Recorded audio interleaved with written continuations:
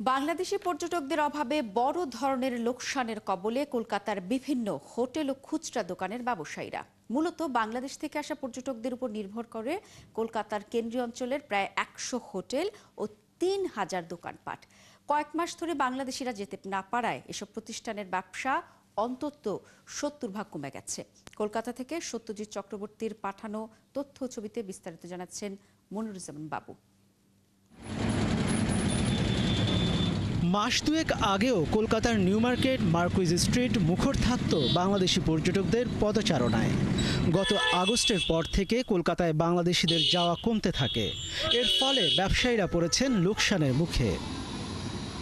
ঢাকার ভারতীয় দূতাবাস পর্যটক ভিসা বন্ধ করায় মূলত এ সংকট তৈরি হয়েছে। তাই আগে থেকে যারা ভিসা নিয়েছিলেন এবং জরুরি চিকিৎসা করাতে হলেই কেবল ভারতে যাওয়ার অনুমতি পাচ্ছেন বাংলাদেশিরা। কলকাতার নিউ মার্কেটের দোকানগুলোর বেশিরভাগ ক্রেতাই বাংলাদেশি। কলকাতার বিভিন্ন অঞ্চল থেকে আসা ক্রেতা এখানে সাধারণত কমই আসেন। কিন্তু এখন বাংলাদেশিরা না থাকায় নিউ মার্কেটের ব্যবসায়ীরা অনেকটাই আশাহত হয়ে পড়েছেন। দোকানদারদের আশঙ্কা, ভারতীয় কর্তৃপক্ষ যদি ভিসা দেওয়ার কড়াকড়ি অব্যাহত রাখে তাহলে এই এলাকার ব্যবসা বাণিজ্যে ধস নামবে।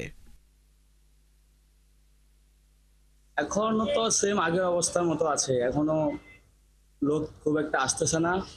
আর এখন অবস্থাটা কেমন হয়েছে সেটা হচ্ছে যে লকডাউনে করোনার সময় যেরকম অবস্থা একবারে ডাউন ছিল ব্যবসা বিজনেস সবকিছু এখন ওই অবস্থার মতো আছে।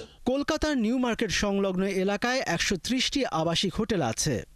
এখানকার আবাসিকের ৭৫% বেশি বাংলাদেশি পর্যটক। বর্তমানে সেই সংখ্যা ৫% কম। হ্যাঁ, আগে যে বাংলাদেশি ফ্লো ছিল, এখন তো ভিসা সংক্রান্ত ব্যাপারের জন্য অনেক প্রবলেম হচ্ছে। যারা ভিসা পেয়েছিল আগে তারা এসে গেছে, বাট এখন যা সিচুয়েশন রয়েছে এখন ভিসা নেই, এই জন্য অকুপেন্সি একদমই নেই। টাইমস অফ ইন্ডিয়ার প্রতিবেদনে বলা হয়েছে ১০ থেকে ১২টি রুম আছে এমন অনেক হোটেল সাময়িকভাবে বন্ধ করে দেওয়া হয়েছে, কারণ এসব হোটেল আর চালাতে পারছে না কর্তৃপক্ষ। কলকাতার হাসপাতালগুলিতে কমেছে বাংলাদেশি রোগীর সংখ্যাও, ফলে আয় কমেছে চিকিৎসকদেরও। ১ মাস আগের তুলনায় এখন বাংলাদেশি রোগীর সংখ্যা ১/৩ কমে গেছে। ব্যবসায়ীরা চান দ্রুত বাংলাদেশে চালু হোক ভারতীয় ভিসা সেবা। মনিরুজ্জামান বাবু, ৭১।